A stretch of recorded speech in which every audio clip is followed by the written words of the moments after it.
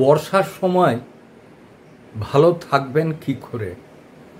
বর্ষার সময় সবচেয়ে বড় অসুবিধা হচ্ছে পেটের রোগ। যেহেতু ফাঙ্গাস ইনফেকশন হয়, খাবার দাবার পড়ে থাকে এবং বর্ষাতে আম, কাঁঠাল, আনারস, খেজুর সমস্ত পাওয়া যায়। খাবার একটু অনিয়ম করলে কিন্তু পেটের গোলমাল দেখা দিয়ে থাকে। আবার ওই সমস্ত খাবারগুলো যদি বাইরে থাকে তাহলে কিন্তু মাছির উপদ্রব হয়। মাছির থেকে সংক্রমিত হয়ে পেটের গোলমাল হওয়াটা অস্বাভাবিক নয়। আর আমরা যে রোজের জল ফুটিয়ে খাই এটাও বলা যাবে না। জল না ফুটিয়ে খাবার ফলে পেটের ইনফেকশন আরও দ্রুত ছড়িয়ে পড়ে, বেশ কয়েকদিন কষ্ট হয়, তারপর ঠিকঠাক ডাক্তার দেখিয়ে পেট ঠিক হয়। স্যাঁতস্যাঁতে আবহাওয়া, সবসময় ঝিমঝিম করে বৃষ্টি, এদিক ওদিক যেতে গেলে বৃষ্টিতে ভিজে যাওয়া, এই সব কারণের জন্য এই সময় জ্বর, সর্দি, হাঁচি, কাশি ইত্যাদি হয়। কাছেই এর থেকে রেহাই পেতে গেলে আপনি যদি বাইকে ঘোরেন বা কোথাও মোটরসাইকেল বা অন্য কিছুতে যান সেক্ষেত্রে রেইনকোট, এবং যদি হেঁটে যাতায়াত করেন আপনার ছাতা ব্যবহার করা বিধেয়।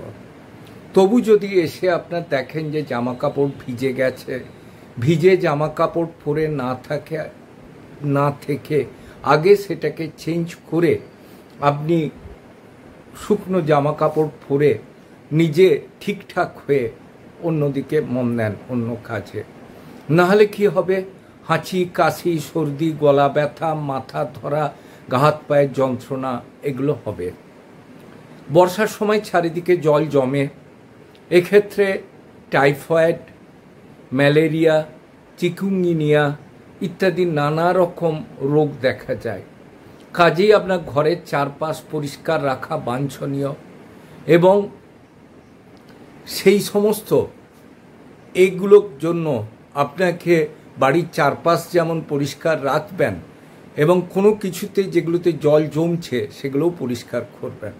কারণ জমা জলেতে মশা জন্মায় এবং মশার উপদ্রবের ফলে নানা রকম মশাবাহিত রোগে আপনি ভুগতে থাকবেন। কাজে চারিদিক যেমন পরিষ্কার করবেন, সর্বোপরি তার সাথে কোনো যাতে জায়গায় জল না জমে সেটাও কিন্তু আপনি নিজে খেয়াল রাখবেন।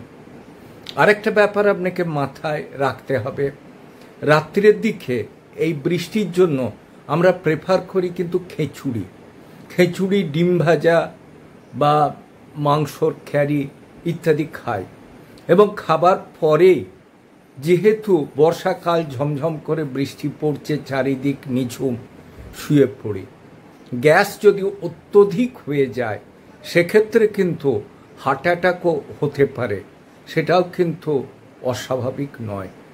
কাজে বর্ষার সময় আমাদেরকে সচেতনভাবে জল ফুটিয়ে খাওয়া, রসনা সংযত করে খাওয়া, চারিদিক পরিষ্কার পরিচ্ছন্নভাবে রাখা, সর্বোপরি নিজের শরীরের প্রতি যত্ন নেওয়া, এগুলো করলে কিন্তু আমরা ভালো থাকবো।